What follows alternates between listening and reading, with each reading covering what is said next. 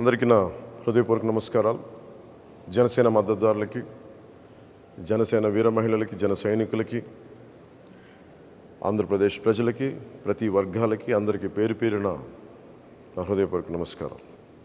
YCP వ్యతిరేక ఓటుని చీలనివ్వకుండా అందరం ఒకే మాట మీద నిలబడి ఎక్కడైతే భారతీయ జనతా పార్టీ అభ్యర్థులు ఉన్నారో వారికి మన సంపూర్ణ బలం టీడీపీ జనసేన బలం ఇవ్వడం, అలాగే టీడీపీ ఎక్కడైతే నిలబడిందో సంపూర్ణంగా జనసేన బీజేపీ మద్దతుదారులు, జన సైనికులు, కార్యకర్తలు, బీజేపీ కార్యకర్తలు అందరూ మద్దతు ఇవ్వడం, అలాగే జనసేన పోటీ చేస్తున్న చోట టీడీపీ మద్దతుదారులు, టీడీపీ కార్యకర్తలు, టీడీపీ మహిళలు అందరూ కూర్చొని జనసేనకి మద్దతు ఇవ్వడం. సమిష్టిగా ఇది కూటమి గెలుపు, ఆంధ్రప్రదేశ్ గెలుపు. వైసీపీ వ్యతిరేక ఓటుని చీలనివ్వనని చెప్పి నేను 2021 ఇప్పటం గ్రామం సభ పెట్టినప్పటి నుంచి ఈ రోజు దాకా అదే మాట మీద ఉన్నాం, అదే బాధ్యతతోటి ముందుకు తీసుకెళ్తా ఉన్నాం. భారతీయ జనతా పార్టీ నరేంద్ర మోదీ గారి నాయకత్వంలో నడుస్తున్న ఈ దేశం ఖచ్చితంగా ఆయన ఆశీస్సులు మన రాష్ట్రానికి ఉండాలి. ఆ దిశగానే వారిని చాలా వ్యయ ప్రయాసాలతోటి మనం ఒప్పించి ఈ రోజున మనం ఈ పొత్తులోకి భారతీయ జనతా పార్టీ నాయకులు అంగీకారం తెలిపారు. నాకు చాలా చిన్న వయసులో నేను చదువుకున్నది ఎంజీఆర్ గారి మాటలు గుర్తున్నాయి. ఒక రాష్ట్ర ప్రభుత్వం సమర్థవంతంగా పనిచేయాలంటే కేంద్ర ప్రభుత్వం ఆశీస్సులు అవసరమని. ఆ వాక్యం నా మీద చాలా బలమైన ప్రభావం చూపించింది. ఎందుకంటే మన కేంద్ర ప్రభుత్వం లేకుండా ఈ ఫెడరల్ స్ట్రక్చర్లో కేంద్ర ప్రభుత్వం సహాయ సహకారాలు లేకుండా ముందుకు నడవటం చాలా చాలా కష్టం. వీటన్నిటిని దృష్టిలో పెట్టుకొని ముఖ్యంగా 6 అంశాల మీద మనం ముందుకు వెళ్తున్నాం.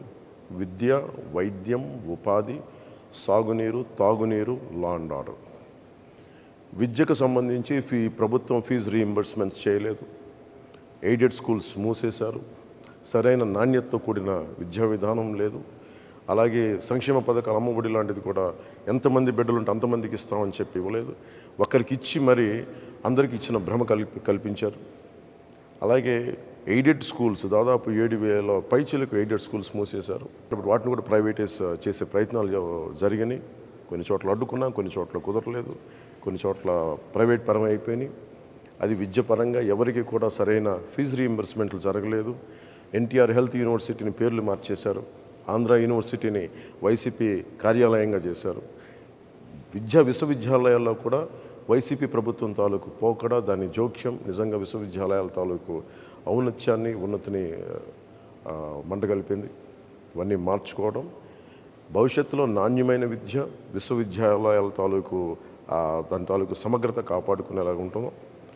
అలాగే మనకి వైద్యానికి సంబంధించి మనం ప్రతి కుటుంబానికి 25 లక్షల రూపాయలు మనం హెల్త్ ఇన్సూరెన్స్ ఇస్తూ ఉన్నాం కూటమి ప్రభుత్వం తరపు నుంచి.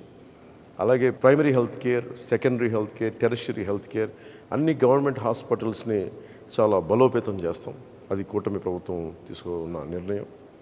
అలాగే ముఖ్యంగా ఎక్కడైతే మనకి పొల్యూషన్ ఉందో, కాలుష్యం ఉందో, కాలుష్యం ఆరోగ్యాన్ని ఇబ్బంది పెడుతుందో ఆ కాలుష్య నియంత్రణ మండలి ద్వారా వాటిని సరిచేసే బాధ్యత కూటమి ప్రభుత్వం తీసుకుంటుంది.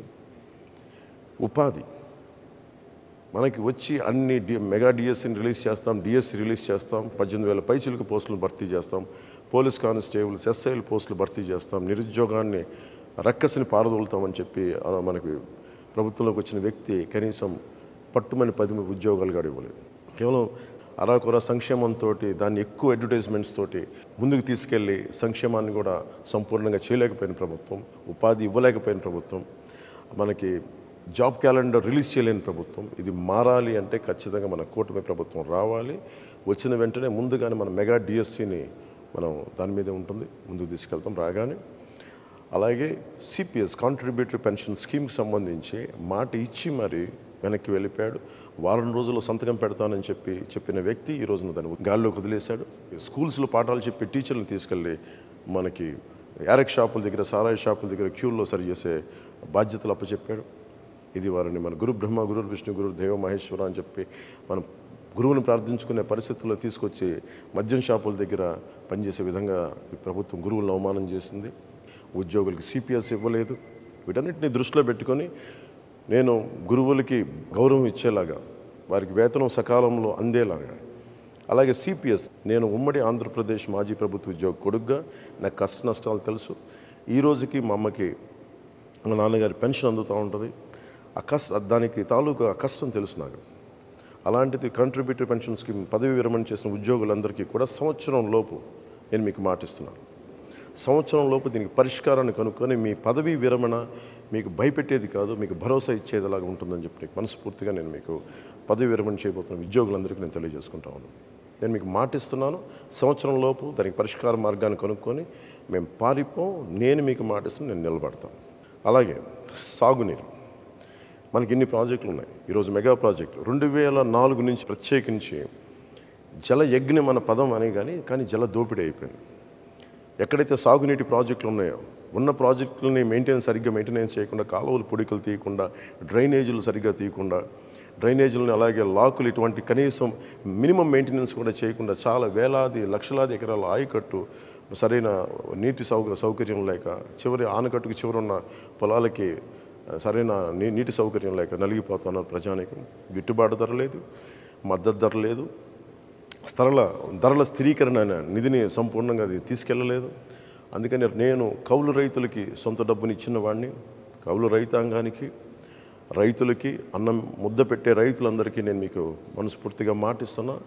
మీ క్షేమం కోసం, మీ సంక్షేమం కోసం కూటమి ప్రభుత్వం అండగా ఉంటుంది.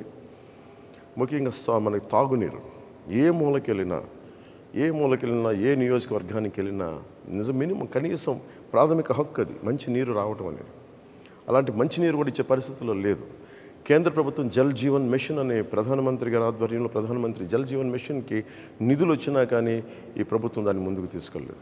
మేము మీకు మాటిస్తున్నాం, అహిర్నిశలు మేమందరం బాధ్యత మరి తీసుకొని మనకి కనీస రక్షిత మంచినీరు ప్రతి ఇంటింటికి అందేలాగా మేమందరం బాధ్యత తీసుకుంటాం అని మీకు తెలియజేసుకుంటాం ప్రతి ఒక్కరికి. అలాగే మధ్యతరగతి కుటుంబాలకి మీరు కష్టాలు నలిగిపోతూ ఉన్నారు, ఎక్కువ మీరు కూర్చోబెట్టి మీరు నలిగిపోతారు, ట్యాక్సులు కడతారు, మీరు సంక్షేమ పథకాలు ఉండవు, మీకు కనీసం మీకు ఇవ్వగలిగింది భరోసాతో కూడిన ప్రభుత్వం ఇవ్వాలి, లేదంటే మీకు ధరలు తగ్గించే ప్రభుత్వాలు ఉండాలి. అందుకనే కూటమి పెట్టుకుంది ముఖ్యంగా 3 సిలిండర్లు మహిళలకి ఉచితంగా ఇవ్వాలని, బస్సు ప్రయాణం ఉచితంగా ఉండాలని, ఇలాంటి సంక్షేమ పథకాలతో ముందుకు వస్తున్నాం. అలాగే ముందు బాధ్యతగా మొదటి రాగానే ఏవైతే మైనర్ ఇరిగేషన్, చిన్న ఇరిగేషన్ ప్రాజెక్ట్స్ ఉన్నాయో వాటిని తొందరగా పూర్తి చేయడంతో పాటు ఉన్న ఇరిగేషన్ ప్రాజెక్ట్స్ని సమర్థవంతంగా పనిచేసేలా తీసుకుంటాం. ఇరిగేషన్, డ్రైనేజ్ వీటన్నిటిని సరి చేస్తామని మీకు అందరికీ మాటిస్తూ, మీకు రైతు భరోసా కేంద్రాల దగ్గర నుంచి ప్రభుత్వం నుంచి మీకు సరైన మద్దతు రాలేదు, అవి బాధ్యతగా తీసుకొని అది మీ సంక్షేమం మా మొదటి బాధ్యత. దానికోసం మేము వెన్నంటే ఉంటాం. మీ కష్ట నష్టాలకి కూర్చొని వీళ్ళలాగా మీ కష్టాలు వస్తే వర్షం పడితే రైతుల్లో మొలకలు రాక ఏమొస్తుందని చెప్పి దిగజారుడే మాటలు అలాంటి ప్రభుత్వాలు కాకుండా బాధ్యతగా మీరు ఒక మాట మాట్లాడితే చేతులు కట్టుకొని మీ దగ్గరికి వచ్చి మేము మీ సమస్యను తెలుసుకొని మేము మీకు అండగా ఉంటాం. అలాంటి ప్రభుత్వం రాబోతుంది కూటమి ప్రభుత్వం. తెలియజేసుకుంటూ రైతన్నలకు తెలియజేసుకుంటూ ప్రతి ఒక్కరికి పేరు పేరున ధన్యవాదాలు తెలియజేసుకుంటూ సెలవు తీసుకున్నాను. జై జనసేన, జై టీడీపీ, జై బీజేపీ, జై హింద్.